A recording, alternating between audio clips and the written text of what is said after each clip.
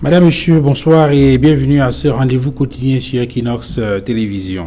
Le ministre des Enseignements secondaires vient de signer des décisions portant suspension de certains cadres de son ministère sans préjudice des poursuites judiciaires.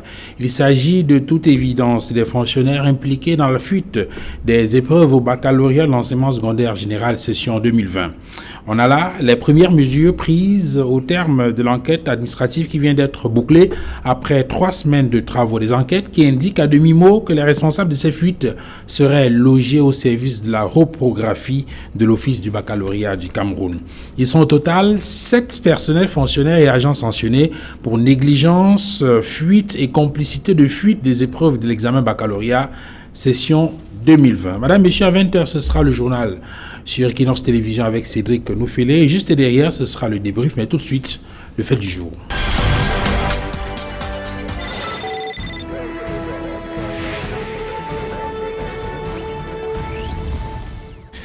Le ministre des Domaines, du Cadastre et des Affaires foncières vient de prendre la décision de suspendre le contrat de bail entre Neo Industrie et l'État du Cameroun. Neo Industrie est une entreprise camerounaise qui opère entre autres dans la transformation du cacao. Elle avait obtenu un contrat de bail sur des parcelles de forêt dans la vallée d'Intem, région du Sud Cameroun. Le ministre vient donc de prendre la décision de suspendre ce contrat. Il y a quelques jours, on s'en rappelle, le Premier ministre, chef du gouvernement, sur instruction du président de la République, avait pris d'autres décisions pour suspendre d'autres contrats de la même nature. Question, pourquoi la récurrence de pareilles décisions concernant les concessions et l'exploitation forestière? Que se cache-t-il derrière ces décisions et contre-décisions du gouvernement? Voyons tout cela avec nos invités sur le plateau d'Equinox ce soir. Ce soir, j'introduis d'abord Albert Anatola ici. Albert, bonsoir. Bonsoir Duval, je salue mes co-panélistes que vous aurez le privilège et le loisir de présenter tout à l'heure. Comme à mon habitude, chaque fois que moi j'en suis sur un plateau, j'aime toujours rentrer par un coup de gueule. Mon coup de gueule, c'est quoi? C'est que depuis 2014, il n'y a pas de mouvement à la police nationale. Il n'y a pas de mouvement à la police nationale et ça crée un problème. Ça crée un problème parce que non seulement vous avez des demandes et d'obtention de prorogation, notamment de certains responsables qui bloquent les carrés de certains fonctionnaires de police. Et puis, il s'agit d'un phénomène qui bloque, n'est-ce pas, des carrières des autres. De l'autre côté, vous avez des unités qui sont, n'est-ce pas, dirigées par des commissaires principaux et qui ont pour subalternes des commissaires divisionnaires. Ça pose quand même aussi un autre problème. De l'autre côté, vous avez, n'est-ce pas, plus de 600 commissaires divisionnaires désormais, ce qui pose problème. Donc, je pense qu'il est important que le délégué général à la Sûreté nationale qui fait quand même des efforts, n'est-ce pas, de moderniser la police nationale, plus véritablement permettre n'est-ce pas, aux différentes promotions de se déployer, n'est-ce pas, sur le terrain, parce que ça crée de très très mauvaises habitudes. On aura l'occasion de revenir sur cette question. Merci Albert Anatola ici d'avoir accepté de venir discuter avec nous sur le plateau de Equinox ce soir. Pierre Bignam, bonsoir. Bonsoir Duval. Et merci d'être là. Bonsoir à tous les téléspectateurs de Equinox Soir. Ils sont des millions de par le monde entier. Et bonsoir à tous mes co-panélistes.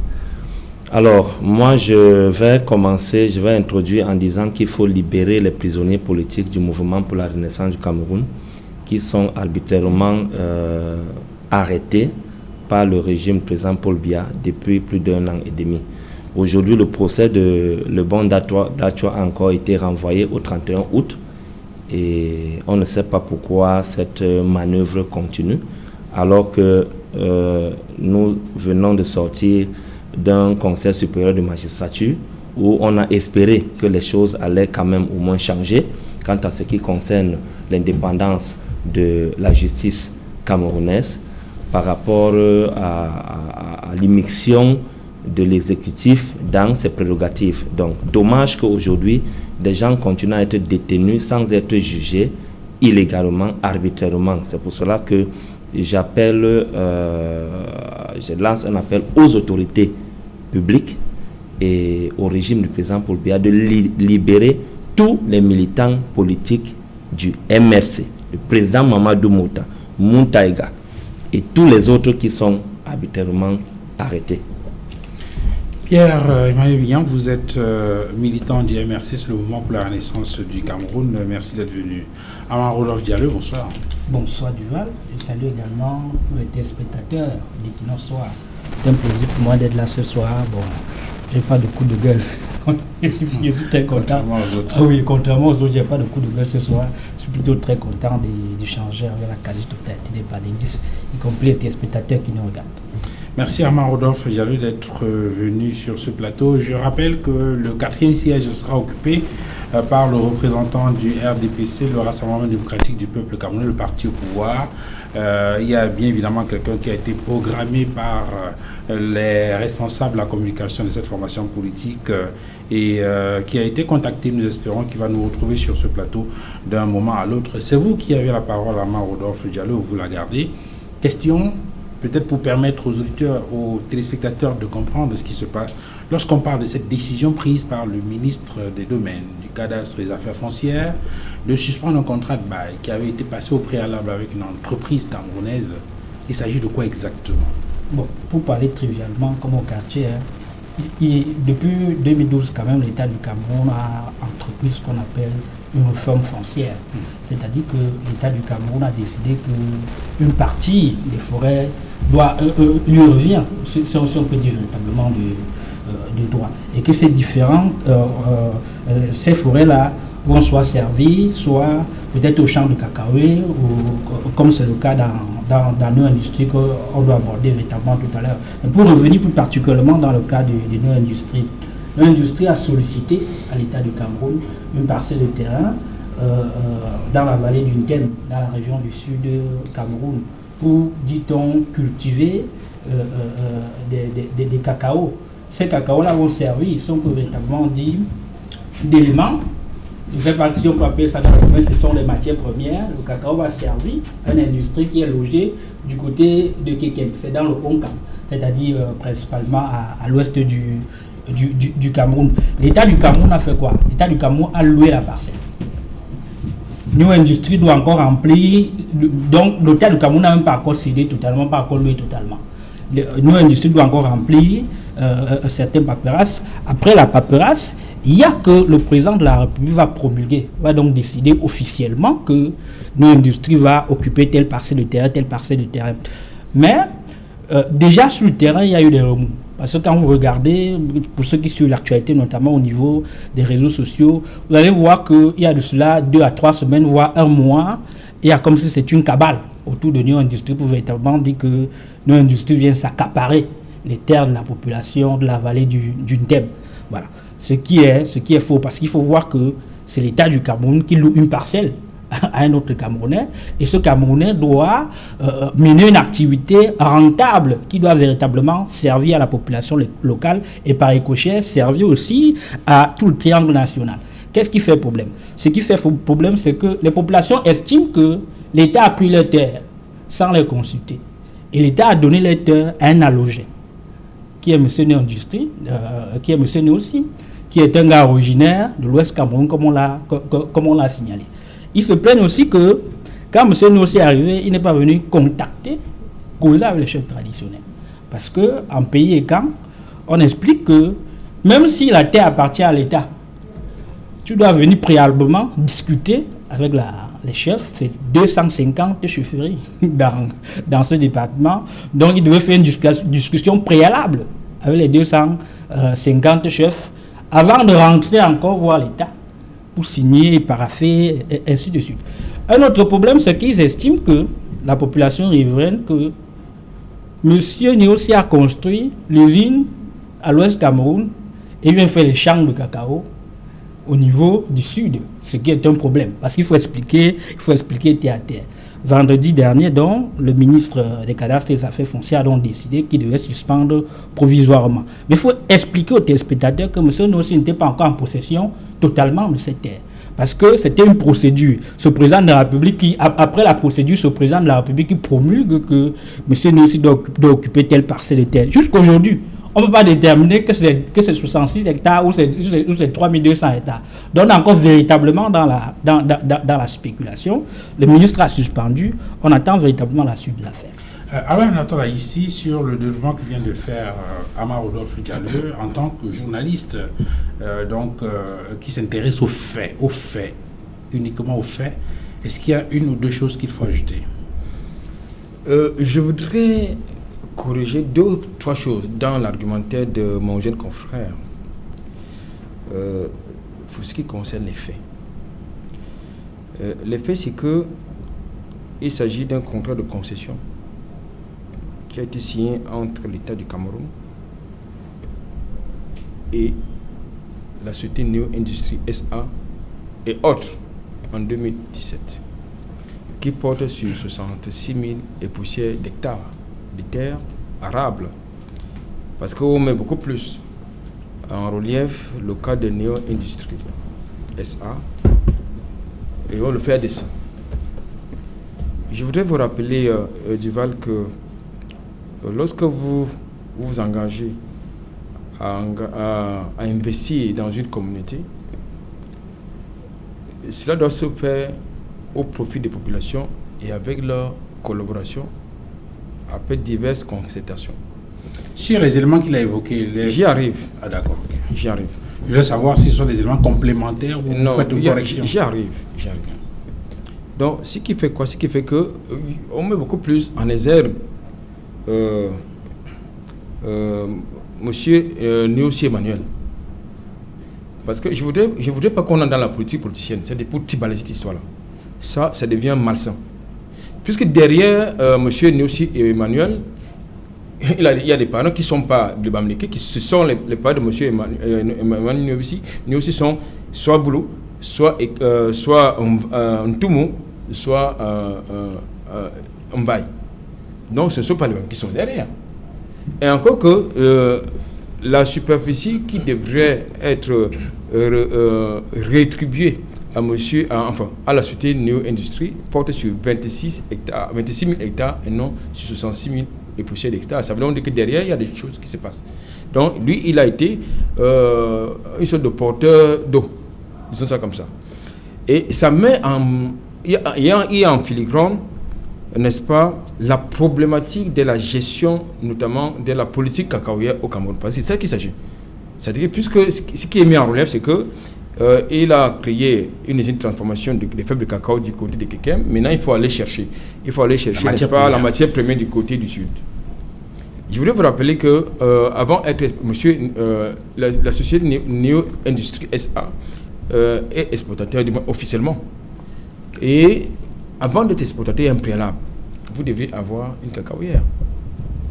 Pour être exportateur, il faut avoir une cacaoyère. C'est que monsieur Néossi ou la société Neo Industrie n'ont pas. Maintenant, non, vous ne pouvez pas, à mon sens, implanter une usine de transformation qui a été inaugurée d'ailleurs par le premier ministre du gouvernement avant d'aller chercher la matière première de l'autre côté. Mais dans le cas d'espèce, où se trouve, de votre point de vue, où se trouve exactement le problème? Parce que là, on reste sur la décision prise par le MINCAF. De votre point de vue, le problème se pose à un certain niveau. Oui.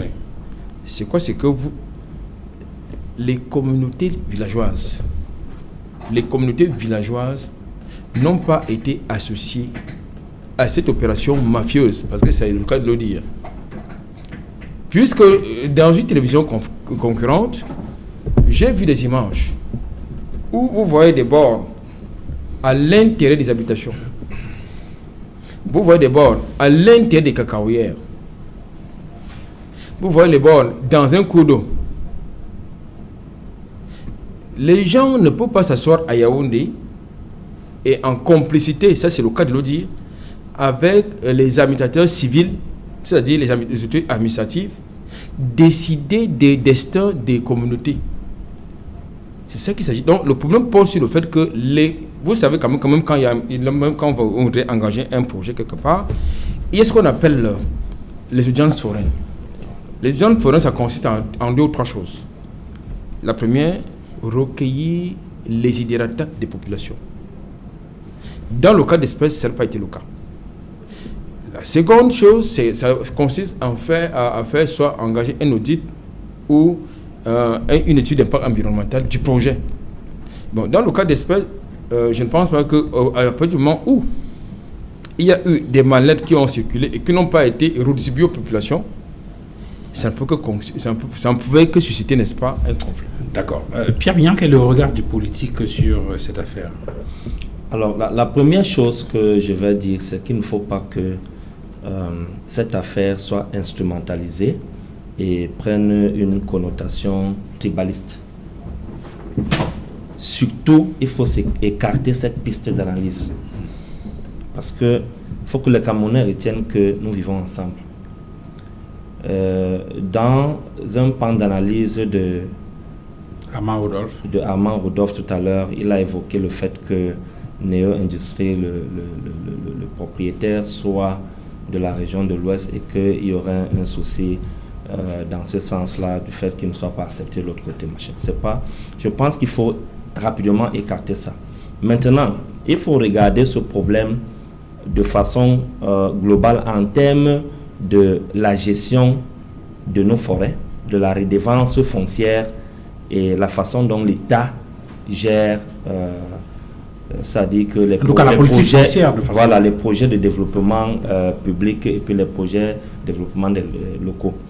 Alors, je pense que pour tout projet de développement, la première approche serait de faire une étude d'impact environnemental. Et dans le cadre de l'étude d'impact environnemental, il y a une étape qu'on ne peut jamais sauter, qu'on appelle les consultations publiques. Et pendant les consultations publiques, on prend le temps de rencontrer, parce que tout à l'heure, Armand a parlé de 250 chefs, que Néo ne pouvait pas aller consulter les 250 chefs, même s'il y avait 2500 chefs. Dans le cadre des consultations publiques, le porteur du projet, avec les autorités publiques, ont le devoir de rencontrer tout le monde. Des chefferies, avec des chefs y compris, des associations, des GIC, des syndicats, des mouvements des villageois de toutes sortes. Ça va prendre le temps que ça va prendre. Parce qu'il ne faut pas se précipiter, aller se rassurer qu'à Yaoundé, tout est déjà prêt sur le plan administratif, les papiers sont signés et tout, et venir maintenant imposer une certaine façon de faire aux populations. Moi-même également, j'ai vu les bornes derrière les maisons. Il y a lieu de s'inquiéter. Alors, est-ce que l'étape de consultation publique a été observée? À voir ce qui se passe aujourd'hui, je dirais non. Une fois de plus, nous sommes dans un contexte où, comme tout le reste des projets de développement public sont gérés par le régime du président Paul Biya, nous sommes en train d'aller vers une gestion qui n'est pas participative. Parce qu'il faut approcher aujourd'hui, il faut utiliser aujourd'hui l'approche participative pour les projets d'ordre public qui contribuent au développement des localités. Alors à partir de ce moment, on constate que le process d'élaboration et de la mise en place de ce projet a été biaisé.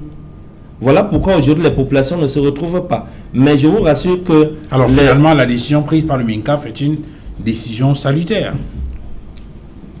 Pour l'instant, parce que même les décisions du gouvernement du président Paul Biya, lorsqu'elles arrivent, il faut les prendre avec des pincettes. Donc, comme pour dire que le process a été biaisé à la base, parce que ça nous rappelle au scandale du port autonome en eau profonde de Kribi. Lorsque certains pontes du régime ont exproprié les populations des terrains, sachant que le port en eau profonde devait être construit, ils ont mis en marche ces manœuvres au moins 10 ans avant, parce qu'ils ont accès à des informations concernant la carte industrielle du Cameroun. Donc, la personne lambda qui vit au fin fond du village n'a pas.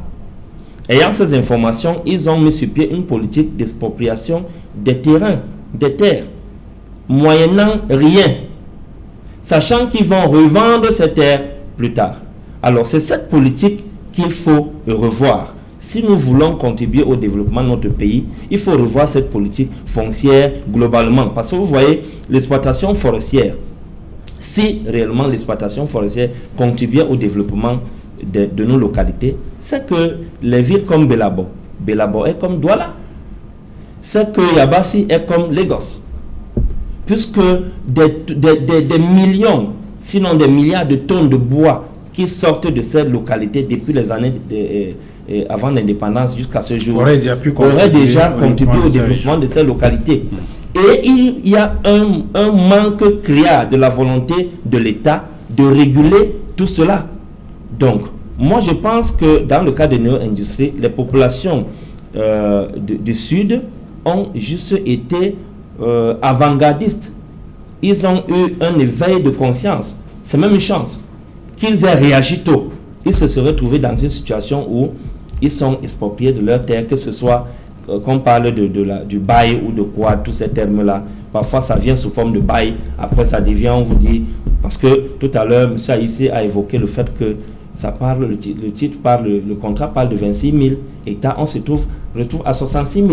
Ça veut dire que derrière même néo-industrie, il y a beaucoup d'autres partenaires tapis dans l'ombre qui sont certainement les membres du gouvernement qui vont utiliser cette manœuvre-là pour finalement exproprier les terres aux populations. Et ce n'est pas bon, parce que c'est une politique qui a commencé avant même l'indépendance. Les Allemands ont commencé à exproprier les terres des riverains. Ici à Douala, c'est ce qui a mené même à la pendaison de Rodolphe Douala Mangabel.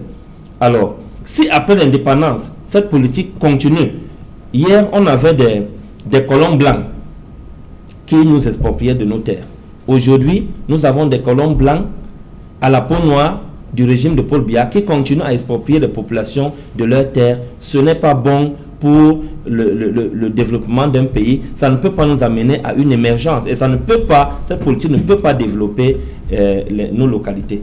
Amar, j'ai eu le sentiment que vous n'étiez pas tout à fait d'accord avec un pan de l'analyse d'Albert Atola ici. D'abord, Albert qui estime qu'il y a eu la construction de l'usine à Kéké, sans qu'il y ait, par exemple, une étude préalable, sans qu'il y ait un champ de production de cacao. Il faut quand même signaler que M. New Industrie a déposé au Premier ministère un projet qui date de 2012. C'est à base de projet que l'État du Cameroun décide donc de confier les parcelles de terrain. Autre chose, je n'ai pas dit que les 250 villages que M. New Industrie ne devait pas les consulter. J'ai dit que la population riveraine estime, les 250 chefs estiment que M. New Industrie doit venir, M. New aussi doit venir causer avec eux, ainsi de suite. Mais dans cette affaire, il faut bien suivre l'ancien délégué départemental du cadastre des affaires foncières qui a été débarqué vendredi dernier. Il s'agit de M. Hervé Kimbon. Il a signalé que pour le moment, on n'a même pas encore la peur de l'impact environnemental. Voilà. Donc on peut pas, M. New Industrie n'a pas encore totalement la parcelle. Il est venu pour une première visite. Et on met déjà les bonnes. Laissez que j'argumente. Je vous relance. C'est Duval qui relance. C'est Duval qui relance. Voilà. Laissez donc que j'argumente. Il y a une vidéo qui circulait sur Internet. On voit M. Nossi avec 4-5 personnes. Et puis il y a eu un tollé général. Parce qu'il faut dire à ceux qui nous suivent que dans cette partie de la vallée du Ntem, c'est seulement une industrie, contrairement à ce que M. Antoine ici disait, qui est indexé. Vous avez vu, est-ce que le papier du ministre indique que, par exemple, plantes et agriculture, PAC est suspendu? On n'a pas suspendu PAC, on n'a que suspendu nos industries. La question est pourquoi c'est seulement maintenant, pourquoi seulement nos industries qu'on a suspendu? Ça, c'est la bonne question. Si vous voulez, par exemple, tuer le pan tribal que j'ai évoqué tout à l'heure. Pour ceux qui ont suivi, par exemple, les concertations, le 8 août dernier, au niveau du département de la vallée du Ntem, il y a eu le porte-parole, M. Ngo, des chefs traditionnels, qui a estimé, il a dit 3 choses. La première des choses, c'est que M. Nyossi est arrivé, il a fait une petite fête où il n'y avait aucun riverain. Et qu'ils n'ont pas été consultés, les documents qui circulent, ni le sous-préfet, ni le maire, ni le chef traditionnel n'ont pas signé, ainsi de suite. Et il estime, il a dit dans son audio que, il a même précisé qu'il ne voit pas pourquoi ça dérange. Qu'ils ne sont pas obligés d'avoir des propriétés terriennes, des halogènes, c'est-à-dire des gens qui viennent d'ailleurs. Parce qu'au Cameroun, on a là un peu de vouloir chasser on chasse le vrai problème et du coup on grandit avec et on tourne véritablement. Alors, il faut voir que dans cette affaire-ci, il y a un pan tribal. Et quand on ne peut pas prendre ça sur ce sens-là, quand on ne peut pas prendre ça sur ce pan de tribalisme, on veut seulement jouer la carte du nationalisme et ainsi de suite. Ça nous perd. Je dis que certes l'État a un problème, mais il y a un pan tribal dans l'affaire. Mais sur les éléments qui ont été évoqués par Abba Anatola ici et Pierre William, est-ce que ce sont des éléments qui pour vous sont recevables? Il a indiqué qu'il y a des préalables. Par exemple, il y a des consultations qui doivent être faites, il y a les préoccupations des populations riveraines qui doivent être impliquées dans le process, qui doivent donner leur point de vue, qui doivent apporter leur doléance par rapport à... Je suis totalement d'accord. Okay. Il faut qu'on se comprenne. Mais vous estimez qu'au-delà... Qui donne les terres, c'est nous aussi, c'est l'État du Cameroun. C'est-à-dire que l'État du Cameroun, qui est propriétaire des terres, doit accompagner celui à qui il donne la terre dans tout ce processus-là. Il faut qu'on se comprenne, ça c'est élémentaire. Parce que si l'État du Cameroun ne l'accompagne pas, voilà, parce que quand on fait là, si l'État du Cameroun ne l'accompagne pas, M. Kimbon, l'ancien délégué départemental, l'État du Cameroun doit accompagner celui qui donne les terres. Puisque l'État c'est quoi? L'État c'est la préservation de l'intérêt général. On ne peut pas me dire que l'État ne connaît pas tout ce processus-là. La consultation préalable. Allez voir les chefs, ainsi de suite, ainsi de suite. L'État connaît tout ça. Pourquoi on n'est pas arrivé à... Pourquoi on n'a pas tout fait ça? Ok. Abba Anatola ici. Oui, écoutez... Au moins là, vous êtes d'accord avec... Non, je ne suis pas d'accord avec Il y a des éléments qu'il a évoqués sur... Écoutez, je ne sais pas, je ne sais pas ce qu'il met dans État. Je ne sais pas ce qu'il met dans État, parce que l'État, c'est vous, c'est moi. Bon, État dans le sens de l'organisation du pouvoir politique, le gouvernement. Qui ne pas donc de l'État gouvernant. Oui. Ok, en tant qu'institution. Je voudrais dire une chose, il faut qu'on soit sérieux. Je ne voudrais pas qu'on ramène ces débats dans l'option tribale. Ça n'a rien à voir. Monsieur Niossi, c'est parce que c'est lui qu'on a mis en avant. Monsieur Niossi, je vous dis que les parents de Monsieur Niossi ne sont pas des Bamileke, je vous le dis dans ce projet. Je n'ai pas envie de donner nom sur ce plateau. Tout le monde les connaît. Ce sont les boulots, en tout cas ils ne sont pas les Bamileke. Donc, cette option tribalisée... mais Albert, il y a une question. Oui. Il y a une question importante qu'il a soulignée. Peut-être qu'il faut qu'on explore ça. Alors, il a indiqué que dans cette zone-là, il y a plusieurs personnes à qui on a fait des contrats de bail. Enfin, qui étaient dans des processus de contrat de bail. Non. Alors, pourquoi est-ce que la décision ne concerne que des municipalités? Duval, de votre point de vue. Je suis journaliste. Je voudrais vous rappeler que dans le même titre foncier, 45 000 hectares ont été attribués à la mairie d'Ambam. Je voudrais vous dire, ça veut dire que nous sommes là dans un dolph foncier. C'est bien dans le même titre foncier. 45 000 hectares ont été attribués à la mairie d'Ambam. Maintenant, donc, dans le même titre foncier, on attribue 66 000 et poussières d'hectares à un opérateur, à des opérateurs économiques parce qu'on met en avant M. Niossi Emmanuel. Donc c'est pour vous dire que là, nous sommes dans une pure escroquerie. La preuve, c'est quoi? C'est que si aujourd'hui, vous avez les porteurs de mallettes de M. Niossi qui sont allés rencontrer le préfet d'Ambam dans l'optique d'engager des consultations avec la population riveraine, et que ces derniers a jugé bon de ne pas véritablement les associer et prendre sur lui la responsabilité de leur raconter des histoires comme ils en rencontrent et pour empocher le reste d'argent. Mais écoutez, et que les populations se soulèvent, il y a un problème. Il y a un problème. Le problème, c'est quoi? C'est que nous sommes dans l'hôtel foncier que je suis en train de relever. Deuxième chose, et c'est important de le préciser, quand nous sommes dans un projet qui se veut intégrateur, parce que s'il y a une usine de transformation, cela voudrait dire qu'on doit avoir une plantation. Donc il s'agit d'un projet intégrateur. Si nous sommes dans un projet intégrateur, il y a des préalables que j'ai évoqués tout à l'heure et que mon co-panéliste a repris à son compte. C'est-à-dire qu'il doit avoir au préalable des consultations avec les populations, parce que, écoutez, si vous voulez me donner, n'est-ce pas, que des emplois ou amener le développement dans ma région, dans mon village et contre mon gré, ça devient dangereux. C'est même suspect. Ça veut dire que je dois être associé. Alors, je voudrais tout à l'heure peut-être qu'on essaie de voir de faire peut-être le lien, si cela est possible, avec les décisions qui ont été prises la semaine dernière par le Premier ministre du gouvernement concernant les questions foncières dans le département du CAM et de la Sanaga maritime. Mais Pierre, pourquoi vous excluez de but en blanc, je veux dire, sans autre forme de procès, l'aspect tribal? J'exclus ça parce que d'emblée, Neo Industrie est un exportateur de cacao. en tant qu'exportateur de cacao, il achète aussi le cacao dans le sud. C'est-à-dire que les populations du sud lui donnent le cacao. Je rejette ça parce que Folso Vitor a été un très grand exportateur de cacao dans le sud, en Balmayo précisément. Je rejette ça parce que de nombreux ressortissants de l'Ouest ont des terres et des titres fonciers dans le sud et partout au Cameroun. Et je rejette ça parce que le mouvement pour la renaissance du Cameroun est contre le tribalisme ou toute autre forme de discours tribaliste, que ce soit en privé ou en public. C'est pour cela que je ne peux pas assister sur un plateau où un panéliste n'a que pour argument le caractère tribal d'un acte qui vient d'être posé, qui est un acte administratif. Voilà, c'est pour toutes ces raisons que je rejette ce pan d'analyse. Maintenant, bon, en même temps, ce n'est pas l'essentiel, ce n'est pas la quintessence de son argumentaire, parce qu'il a dit qu'il est d'accord avec vous sur les autres éléments que vous avez évoqués, à savoir le processus. Mais il faut qu'il écarte le caractère tribal de l'affaire. Ce n'est pas bon pour les populations qui nous suivent. C'est vrai, très bon pour les populations qui nous suivent. Ce que je veux dire... Moi, je ne fais pas la politique, je dis ce qui est. Au fur et à mesure qu'on fuit ce qui est, pour plaire aux gens, on va... Est-ce qu'on fuit ce qui est la réalité pour plaire aux gens?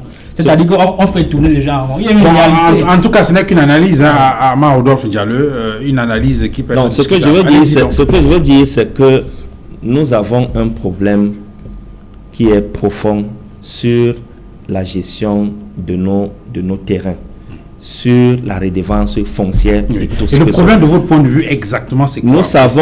Nous savons que dans le même cadre de terrain et d'investissement, un compatriote, une superstar, une icône mondiale, Samuel Eto'o, a été... on a escroqué Samuel Eto'o sur des terres à Kribi. Il voulait faire un investissement sur cette parcelle de terrain. Est-ce qu'il était ressortissant de l'Ouest? Non.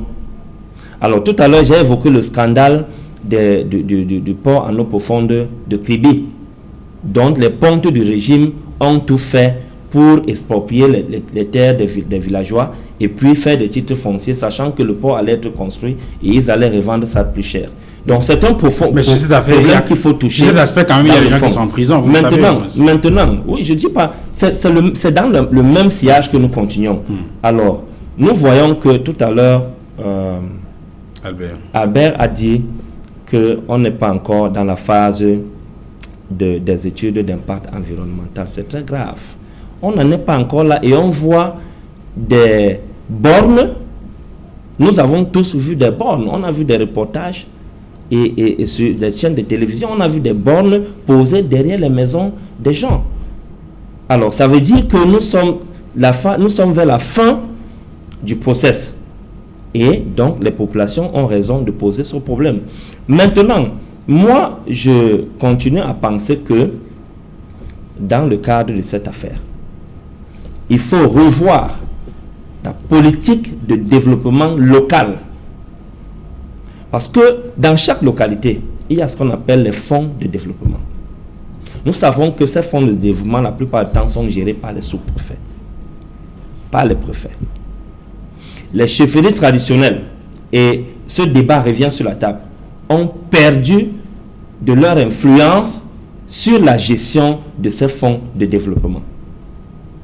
Parce que ces chefferies traditionnelles sont à la solde de l'autorité publique. Et ces chefs n'ont pas la main libre d'écouter les vraies aspirations des villageois. Qu'est-ce que les villageois attendent dans un projet de développement public? Nous constatons que dans des localités où il y a par exemple d'exploitation forestière, prenons seulement ce cas-là. Si vous voyez les écoles publiques, primaires et puis secondaires qui sont implantées dans ces localités, vous aurez envie de pleurer. Il y a dans ces localités, allez à l'est, dans les localités comme les Yokadouma et toutes ces localités qui s'en suivent, vous allez constater qu'il y a des écoles dont les toitures sont encore en raffia, alors qu'il y a des grandes sociétés d'exploitation forestière qui sont implantées là-bas avec du personnel. Mais où se trouve exactement le problème et comment il faut le régler? Le problème, c'est que l'État, RDPC, c'est-à-dire que le régime est fortement impliqué dans cette manœuvre de gestion foncière du Cameroun. Ils font des délivrances des licences sous couvert de certaines sociétés, qu'elles soient des sociétés dont les propriétaires sont des nationaux ou dont les propriétaires sont des étrangers. Il y a des licences qui sont délivrées d'exploitation. Vous pointez un doigt accusateur sur l'État. Est-ce qu'il n'y a pas une responsabilité des élites? Parce que dans le cas d'espèce, je veux dire dans le cas de la vallée d'Intem, et on a vu la semaine dernière avec la situation dans l'UNCAM et la Sanaga maritime, on a bien vu qu'il y a des élites qui ont interpellé l'État sur le caractère un tout petit peu, on va dire ça comme un barbare, du process qui était mis en place pour l'exploitation de ces forêts-là. Et le Premier ministre, chef du gouvernement, sur la décision du président de la République, a pris une décision pour rapporter une autre décision qui avait été prise au départ. Au-delà de la responsabilité de l'État, est-ce qu'il n'y a pas un rôle que devraient jouer les élites qui doivent faire un travail de veille et s'assurer que les intérêts des populations sont respectés? Merci. Quand j'ai parlé de l'État, j'ai précisé en disant l'État RDPC, le régime du président Paul Biya, puisque c'est eux qui gèrent le Cameroun depuis 38 ans aujourd'hui. Il faut bien le préciser.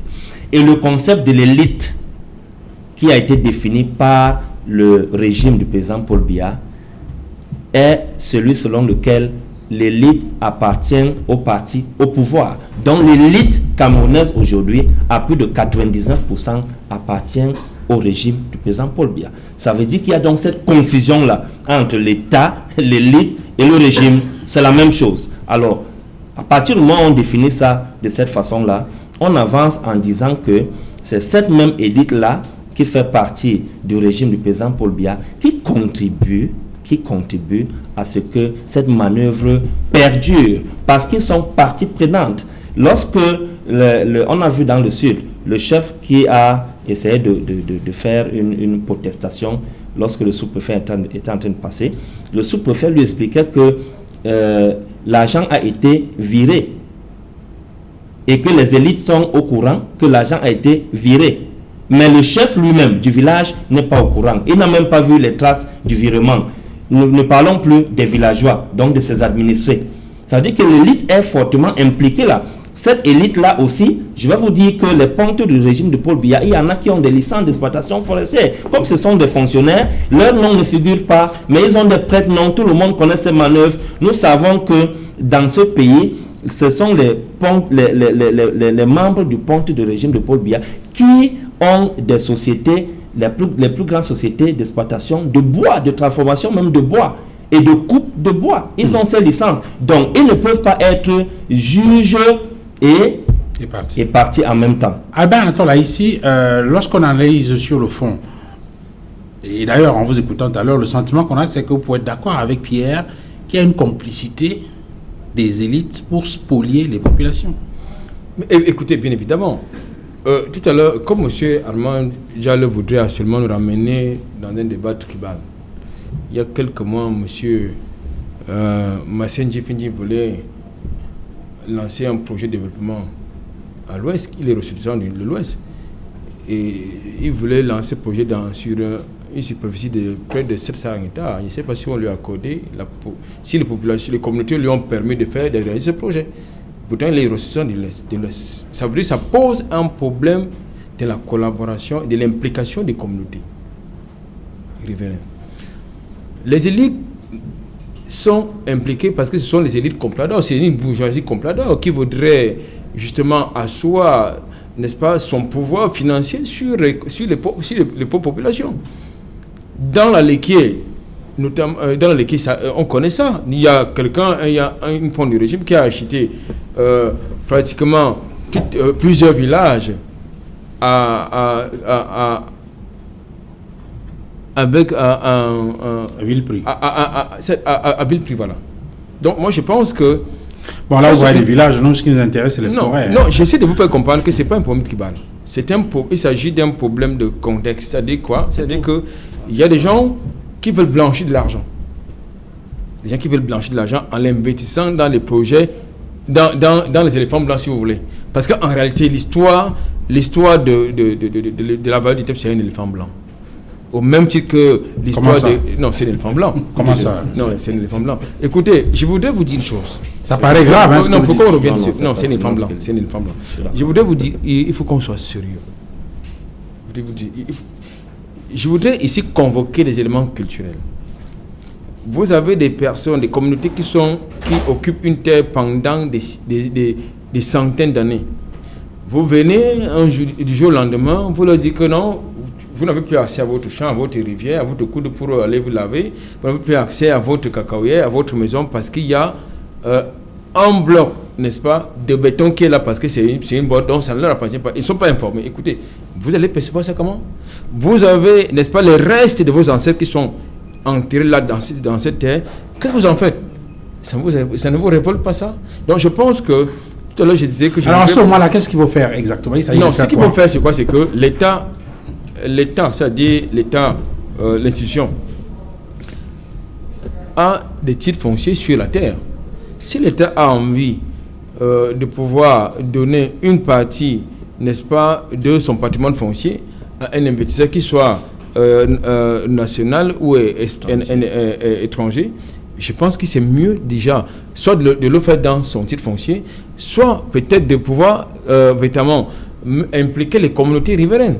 Parce que mais pour faire dans son titre foncier, il faut que... Non, parce que je voudrais quand même vous dire une chose. Ça revient au même. Il y a certains individus qui ont prétendu n'avoir pas été au courant de ce dol foncier, parce que c'est le cas de lui, c'est un dol foncier. Pour le cas de la vallée du Thème, et pour les autres, c'est des dol fonciers. Pour des gens qui prennent leurs décisions dans les bureaux feutrés et capitonnés de Yaoundé, eh bien, il est important de préciser une chose, Duval. Un projet de développement qui n'intègre pas les communautés, c'est dangereux. Ok. Alors, Amar Rodolphe Diallo, finalement, qu'est-ce qu'il faut retenir en termes de leçons? Parce que là, il faut rappeler que, je l'ai indiqué tout à l'heure, on se souvient que la semaine dernière, il y a une décision semblable qui a été prise par le premier chef du gouvernement en rapport avec les unités foncières d'aménagement dans la Saraga maritime et dans l'ONCAM. On se retrouve dans une autre décision du MINCAF qui suspend un contrat de bail entre l'État du Cameroun et une entreprise. Cela donne quand même à réfléchir sur la procédure ou sur la politique gouvernementale en matière concernant les questions foncières. Quelles sont les leçons qu'il faut tirer? Je veux dire, qu'est-ce qu'il faut faire? Qu'est-ce qu'il faut retenir? D'abord, comment éviter à l'avenir de se retrouver dans des situations comme ça? Première chose, il faut dire d'abord que dans le cadre de l'affaire de Samuel Eto'o Kribi, ce n'était pas l'État du Cameroun qui donnait le terrain. Idem à l'Ouest Cameroun, ce n'était pas l'État du Cameroun qui donnait le terrain à Massenia Difendi. C'est des particuliers qui ont émis le vœu de prendre tout le terrain. Et dans ce sens-là, ce n'est pas le ministre qui va décider que on arrête le processus véritablement. Ici, il s'agit que c'est l'État du Cameroun qui décide de céder une parcelle à un particulier qui est un homme d'affaires. Voilà. Et dans ce processus, on l'a signalé, M. Néolsi n'est pas seul. Il n'est pas le seul dans la vallée du Thème. Je parlais tout à l'heure de PAC, d'une société ivoirienne également, que le ministre n'a pas suspendu. Parce que vous allez voir que lors des concertations, le 8 août dernier, dans la vallée du Thème, M. Ahmad Bouba, le préfet, a posé également le problème de plantes et agriculture du Cameroun qui est PAC. Pourquoi ce seulement nous? Non, je ne suis pas... Moi, je vous suis religieusement. Non, le projet de PAC... Moi, je vous suis religieusement. Non, terminé à Maroulaf. Terminé. Caractère tribal. Je ne suis pas dans un débat à caractère tribal. C'est une réalité. C'est-à-dire que quand les vidéos circulent, vous dites que vous êtes un homme politique. Vous faites de la politique. Moi, je ne cherche pas les militants. Je dois faire la politique du tribalisme. Moi, je fais pas. Arrêtez ça. Arrêtez ça, monsieur. Je ne fais pas la politique du tribalisme. Ok? Non, arrêtez ça. On parle pour ça. Non, arrêtez ça. Non. Finissez, Armand. Et quand on parle pour plaire aux gens, ça devient dangereux. Terminé. Pourquoi ça devient dangereux? Vous avez quelle position? Votre position, c'est de parler de tribalisme aux populations. Je parle d'un fait. On est sorti de cette question. Allez-y. Qui est dans le tribalisme? On parle d'un fait. Est-ce que vous n'avez pas vu? Avez-vous regardé les concertations qui sont déroulés le 8 août dernier? Il faut donc regarder tout ça en direct pour voir qu'un chef traditionnel a évoqué cette question. C'était pas une concertation, c'est une réunion de crise. C'était une concertation, une réunion. Pourquoi vous voulez donc dire aux gens que sont en train de monter la roue? Je ne vends pas la roue. Nous sommes les journalistes. C'est pas une concertation, c'était une réunion de crise. Ce qu'il faut dire ici, à ceux qui nous suivent, pour peut-être sortir les leçons véritablement à retenir, c'est que si l'État décide par exemple de prendre des parcelles des personnes privées, c'est d'abord à l'État d'aller échanger avec eux, via les chefs traditionnels, que cette parcelle-ci, effectivement, ne vous appartient pas. Très bien. Alors, on va poursuivre tout à l'heure. Essayons de retrouver Cédric Noufélé pour les grandes articulations du journal de 20h. Cédric, bonsoir. Bonsoir Duval, bonsoir aux invités. Ce soir, nous parlerons de ce vent de panique observé à Yaoundé dans le service du ministère de la réforme administrative et la fonction publique, là où un colis suspect a été identifié, pouvant créer une explosion. Fort heureusement, rien n'est arrivé, mais pourtant, il y a eu une mobilisation importante des forces de sécurité et de défense afin de comprendre la nature de ce colis suspect et d'identifier comment est-ce qu'il a pu se retrouver dans les services du ministère de la fonction publique à Yaoundé. Vous suivrez dans le journal le ministre Joseph Lay qui va faire le point sur la situation sécuritaire dans son département ministériel. Nous évoquerons également une manifestation qui s'est tenue devant l'ambassade des États-Unis au Cameroun à Yaoundé. Des activistes des droits de l'homme qui ont tenu à interpeller les États-Unis sur la gestion de la crise dans le nord-ouest et le sud-ouest. La réaction des États-Unis, notamment son ambassade, c'est à suivre dans quelques instants. Nous parlerons de la crise sanitaire au moment où le Cameroun enregistre près de 18 000 cas positifs de Covid-19 et environ 16 à 17 000 de cas guéris. Il y a des Camerounais qui ne respectent plus les mesures barrières. Dans l'arrière-pays, la situation est encore plus préoccupante. Nous ferons le point dans quelques instants. Duval. Merci Cédric. On vous retrouve donc dans quelques secondes pour le journal de 20h. Mais tout de suite, la réclame. Et juste derrière, ce sera la deuxième partie de ce journal. Ce sera le débrief avec nos invités. Amar Rodolphe Diallo, journaliste. Albert Anatole Haïssi, journaliste. Et bien sûr, Pierre Bignam, homme politique, militant du MRC.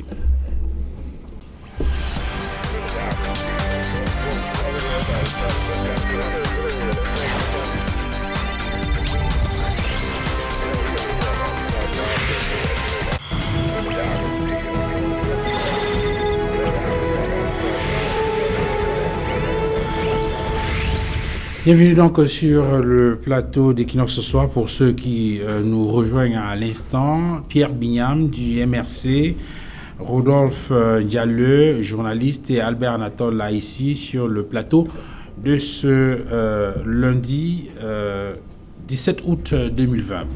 Messieurs, je voudrais qu'on revienne très rapidement sur le sujet que nous avons évoqué avant le début du journal, avant d'évoquer les sujets en débrief. Pierre Bignam, c'est vrai que la parole était avant Rodolphe Diallo, mais je voudrais commencer avec Pierre Bignam sur les leçons qu'il faut tirer. C'est vrai qu'on a critiqué la politique foncière, c'est vrai qu'on n'est pas d'accord sur la gouvernance de façon globale, en tout cas pour ce qui concerne cette politique foncière-là.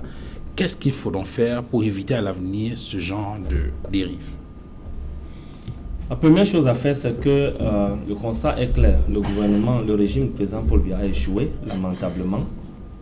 Pendant 38 ans, ils ont très mal géré nos forêts, ils ont très mal géré nos terres, ils ont très mal géré nos richesses et nos ressources, que ce qu'elles soient les ressources naturelles, financières et autres, et même humaines. Alors, il est plus que urgent que les conclusions soient rapidement tirées. C'est-à-dire qu'il faut changer de paradigme, il faut changer de leadership. C'est un leadership qui nous a plongé là où nous sommes aujourd'hui. Immédiatement, il faut que le peuple prenne conscience qu'on ne peut plus continuer avec ce régime, sinon les choses vont s'empirer. Il n'y aura aucune solution idoine, appropriée, qui pourra nous faire sortir de ce gouffre. Parce que voyez-vous, dans le cas de cette affaire de Néo-Industrie dont nous sommes en train de parler, si ça passait, le régime n'aurait pas utilisé les mécanismes pour instrumentaliser une forme de tribalisme. Parce qu'il faut relever ici que dans le régime du président Paul Biya, il y a tous les ressortissants du Cameroun. Lorsqu'ils font le hold-up de certains projets à caractère public et que ça passe, c'est une lettre à la poste. Mais lorsque il y a un scandale qui sévit, ils commencent à développer des mécanismes pour tribaliser l'affaire. Voilà pourquoi j'étais en train de dire tout à l'heure qu'il ne faudrait pas que les populations du Sud, d'une CAM, de la Sananga Maritime, tombe dans ce piège d'instrumentalisation de ces affaires foncières de régime de président Paul Biya au tribalisme, qui ne tombe pas dans ce piège-là. Parce que le problème est profond. Il faut revoir la politique foncière du Cameroun. Je prends un exemple.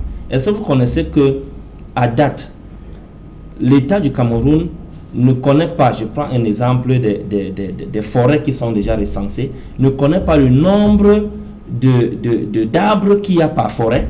Il n'y a pas encore d'inventaire forestier dans notre patrimoine. Il n'existe pas d'inventaire forestier. C'est-à-dire, un agent de l'État, même un agent des eaux et forêts, ne peut pas se lever un matin et dire que, par exemple, dans la forêt, je dis n'importe quoi, de Babimbi ou bien dans la forêt de Yabassi, il y a tel nombre d'arbres. Dans ces arbres-là, dans l'univers-là, il y a tel nombre d'essences. Ils n'ont pas ces chiffres-là. Ça veut dire que nous sommes dans un contexte de navigation à vue et qui ne pourra nous amener à aboutir qu'à ce genre de situation. Le développement ne peut pas être une réalité s'il n'y a pas une approche participative des populations jusqu'au dernier maillon de la société. Albert Anatola, ici, le régime RDPC a échoué. Il faut complètement repenser la politique foncière au Cameroun. Cela reviendrait pratiquement à refaire le monde. Écoutez, je voudrais dire deux choses. La première, c'est quoi? C'est que nous sommes dans un contexte de décentralisation. Dans ce contexte, je voudrais lui emprunter un adjectif qu'il a utilisé, c'est-à-dire le développement participatif qui intègre les communautés. Et je pense que dans le cas, n'est-ce pas, du projet qui est porté par New Industry, il faudra impliquer les populations dans un contexte, justement, dans la perspective d'un développement participatif. La deuxième chose que je voudrais indiquer, c'est quoi? C'est que lorsque vous impliquez un opérateur économique dans un secteur aussi sensible que la filière cacao, il est important de pouvoir mettre en place, de pouvoir s'assurer qu'il s'agit d'un investisseur sérieux. Ça, c'est vrai que nous n'avons pas longuement abondé dans ce sens, dans nos échanges, pour dire que lorsque nous parlons de la redevance implique qu'il s'agit d'une parafiscalité qui est justement qui intègre, n'est-ce pas, qui encourage le développement d'une filière. Ce qui suppose donc que dans le cas de la filière cacao par exemple, ceci m'inspire deux réflexions. La première réflexion, c'est que si on se retrouve dans le schéma des contestations qui nous viennent du côté de la vallée du Thème par rapport à la filière cacao, c'est d'abord l'échec, notamment de l'Office national du cacao café, parce que ce n'est pas le rôle, n'est-ce pas, des opérateurs privés de pouvoir gérer cela. Parce que si l'Office national du cacao café avait justement respecté son cahier de charge, on n'en serait pas là. Deuxième chose, c'est quoi? C'est que il est important, mais alors très important, de pouvoir noter que le promoteur de New Industry, qui est exportateur, tout à l'heure j'ai indiqué fort opportunement que pour être exportateur, il faut au moins avoir un plan de cacao quelque part, ce qui n'est pas le cas pour monsieur Neussi Emmanuel, encore moins pour le cas pour New Industry SA. Donc, et en plus, de manière frauduleuse, ça c'est aussi de manière frauduleuse, c'est souvent illustré par des fraudes en exploitation des fèves de cacao. C'est qu'on se le dise. J'ai pas voulu. C'est une accusation, ça, hein, monsieur. C'est pas une accusation. Si vous voulez, si vous voulez, une accusation. Si vous voulez, prochainement, j'ai les éléments. Parce qu'en fait, il faut qu'on se comprenne bien. Pourquoi on n'a pas l'impression qu'on va dans tous les sens? La question que j'ai posée, s'il vous plaît, la question que j'ai posée, c'est en rapport avec une question. J'ai posé une question précise. Une question précise en rapport avec ce qui s'est passé. Bon, maintenant, en rapport avec sur le prolongement de ma réflexion. Sur le prolongement de ma réflexion. Pour dire quoi? C'est pour dire que dans tous les cas, il est important et également, et je suis par là, que les administrateurs respectent les lois, du moins celles qui existent en matière du foncier. Et là, je rejoins mon co-panéliste, M. Bignam. C'est-à-dire qu'il faut une réforme, n'est-ce pas, de la loi foncière au Cameroun. Amar Rodolphe Diallo. Bon, il faille Quelle leçon peut-être commencer par la chute d'Albert Anatola ici. Moi, je pense globalement qu'il faille véritablement ce qu'on appelle une réforme foncière. Cela ne concerne pas que la vallée du Thème, ça concerne également la quasi-totalité de la panoplie des forêts. Est-ce que le problème est dans la politique foncière? Est-ce qu'il ne s'agit pas de respecter la réglementation qui existe? Parce que vous avez parlé tout à l'heure des populations qui se trouvent spoliées. Il y a la redevance foncière, on ne sait pas comment cela est géré. Il y a des process qui sont bâclés au point où le MINCAF se rend compte par la suite qu'il faut reprendre tout à zéro. Est-ce que ce n'est pas tant un problème de respect de la réglementation? Je devais arriver pour dire que même s'il y a un problème de respect de la réglementation, il y a d'abord un volet éducatif. C'est-à-dire qu'on est dans un état où on impose des choses aux gens. Voilà. Vous avez même vu comment la rapidité avec laquelle le contrat entre guillemets a été annulé. C'était dans une autre région, ça ne devait pas être rapidement annulé comme ça. C'est parce que c'est dans le sud natal du président de la République. Il devait être véritablement clair. Ça veut donc dire qu'il faut un État qui rassure les gens. Vous savez que si on n'a pas bougé pendant près de 38 ans, c'est parce que la classe politique ne rassure véritablement pas, il y a le double langage. L'État doit véritablement rassurer les gens. Et pour rassurer les gens, on ne peut pas faire, pour rassurer les gens véritablement, il faut proposer des solutions qui vont avec les us et coutumes de ces gens-là, véritablement. On est en train d'appliquer un système venu d'ailleurs sur des populations autochtones qui fait en sorte qu'on ne se comprend pas. Parce que d'un côté, il y a l'État, la force de l'État qui impose, et d'un autre côté, il y a la réalité traditionnelle qui fait en sorte que ça coince véritablement. C'est donc à l'État de trouver véritablement le juste milieu.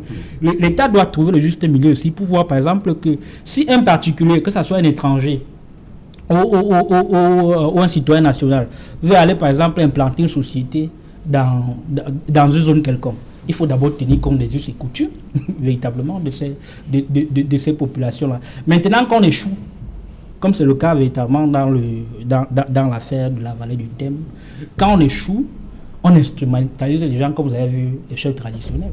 Voilà. Moi, je suis un peu surpris qu'au départ, j'évoquais le volet comme un fait journalistique, sans parler du jeu. C'est un fait journalistique. Je suis un peu surpris qu'à la dernière minute, des politiques, le politicien qui est sur le plateau rejoue encore. Ça devient véritablement un problème parce que nous, on était sur le terrain. Et je dis un fait, parce que pour ceux qui ont regardé quand même les vidéos, c'est ce que les chefs traditionnels ont décrié. Il faut donc dire cela pour dire que si on est dans une nation où la constitution, la loi fondamentale dit que chaque Camerounais est partout chez lui du nord au sud, de l'est à l'ouest, et que des gens estiment qu'il y a aussi le caractère allogène et autochtone dans une constitution, et que ça ne cause pas problème de dire cela véritablement ouvertement. Il faut dire au Cameroun.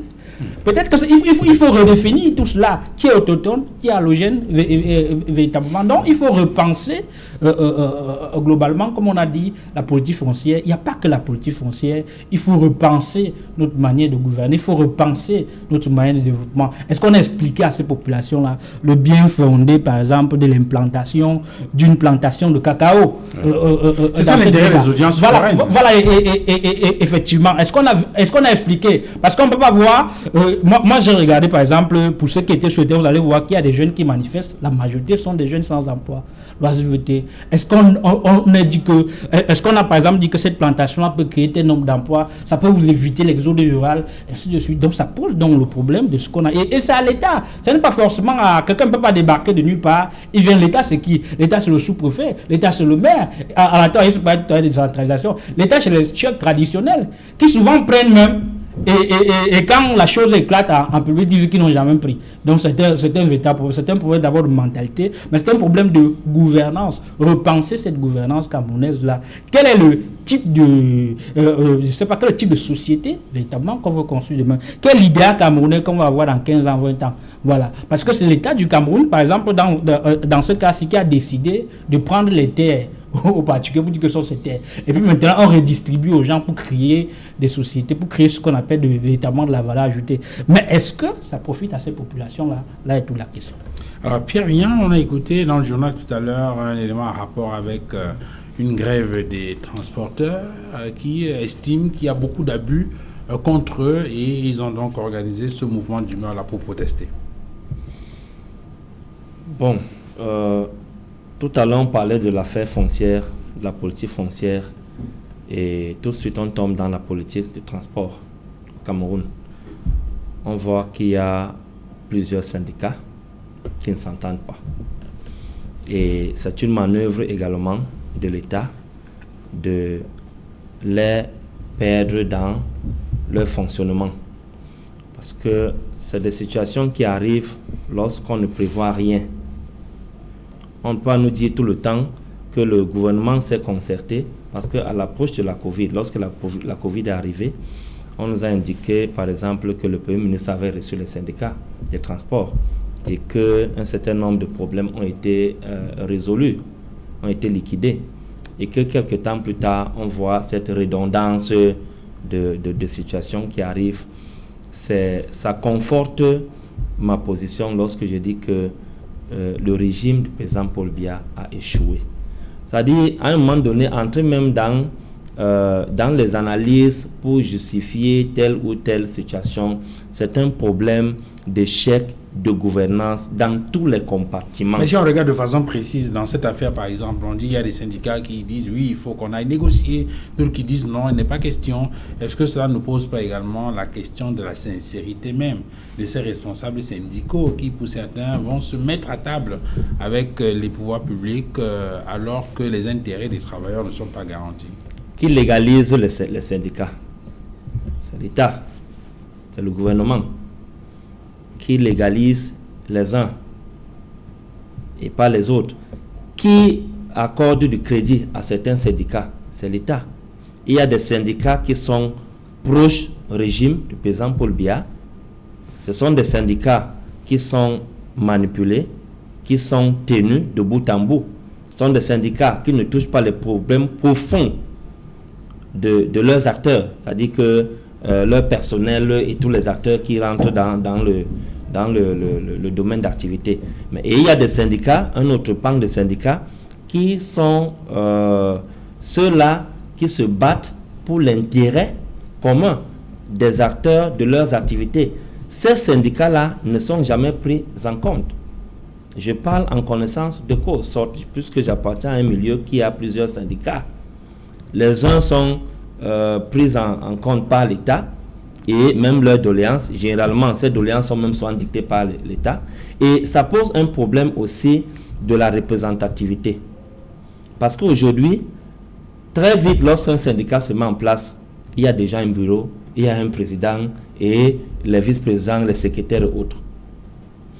Alors, est-ce que ces gens qui sont souvent élus dans les bureaux des différents syndicats et des différentes associations dont le but est de défendre les intérêts de leur corporation portent vraiment les aspirations de ces corporations-là? Est-ce qu'ils sont vraiment représentatifs?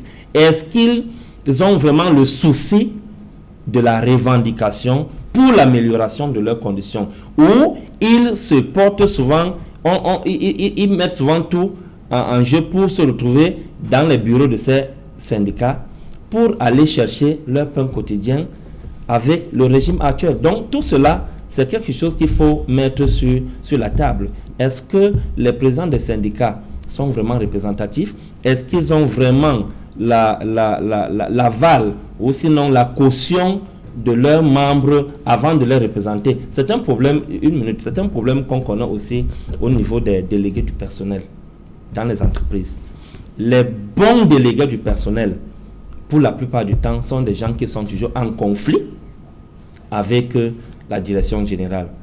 Mais les faux délégués du personnel, ceux qui font le copinage avec la direction générale, c'est des gens qui sont toujours dans de bonnes positions, ils ont des promotions, mais le personnel croupit dans la souffrance. Pas d'avancement en termes de rémunération salariale, pas d'avantages sociaux et un certain nombre de choses. Pour ne même pas parler des entreprises dont le personnel n'est pas inscrit à la CNPS pour la pension, retraite et autres. Donc c'est autant de choses qu'il faut mettre sur la table pour dire que à un moment donné, les mouvements corporatistes aussi doivent avoir un peu de rigueur dans leur façon de s'organiser et d'aller négocier avec l'État, qui n'ait pas peur lorsqu'ils se tiennent du côté du droit, lorsqu'ils se battent pour l'intérêt des membres de leur corporation ou bien de leur personnel, qu'ils sachent que la loi est de leur côté, la raison est de leur côté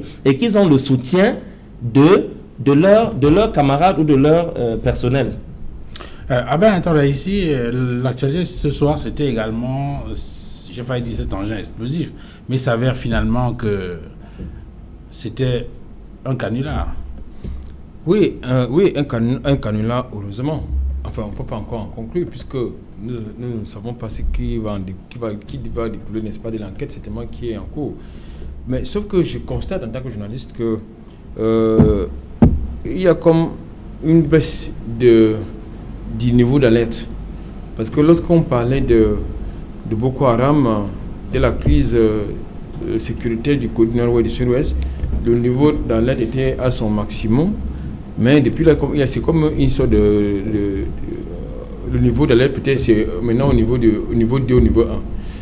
Dans tous les cas, je crois qu'également, et là, ça rejoint un peu mon coup de gueule quand j'entrais tout à l'heure dans cette émission, c'est-à-dire qu'il faut véritablement interpeller n'est-ce pas, nos services de sécurité, de faire preuve de beaucoup de vidéos de proactivité. Oui, il faut faire preuve de beaucoup de proactivité et davantage investir dans le système d'intelligence, dans le système de surveillance d'intelligence. Parce que je crois quand même que entre le ministère de la n'est-ce pas de l'administration de l'information de l'administration du Minfopra, oui.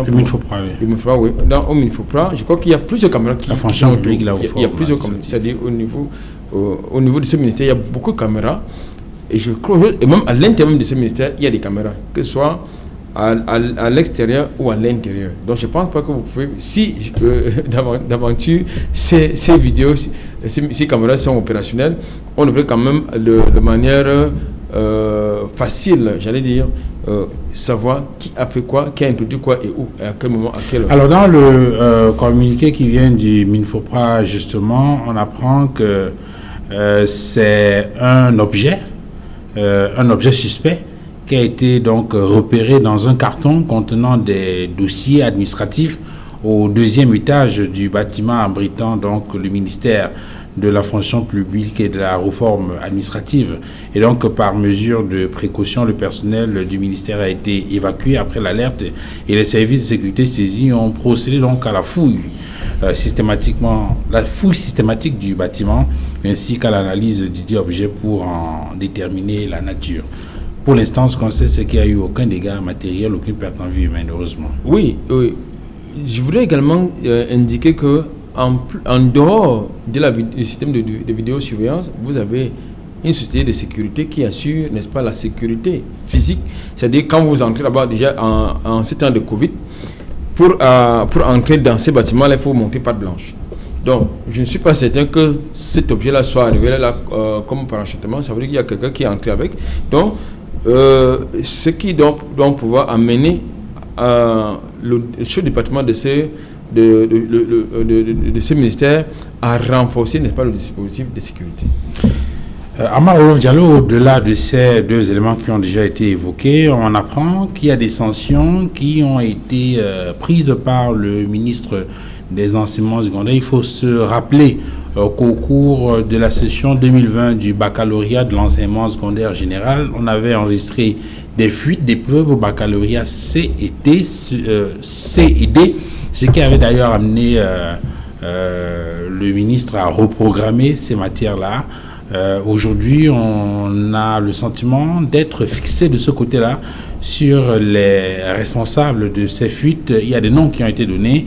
C'est à la fin, au terme de l'enquête administrative qui avait été ordonnée et qui vient d'être bouclée. Ça fait pratiquement 3 semaines que cette enquête avait été initiée. Aujourd'hui, on parle des sanctions. On va dire quoi? Que ça rassure, notamment les étudiants, la communauté éducative. Bon, est-ce que ça rassure? On va dire véritablement que ça rassure, parce que selon le communiqué du ministre des enseignements secondaires, l'eau a coulé, comme on dit trivialement, c'est la reprographie, là où on fait des photocopies généralement.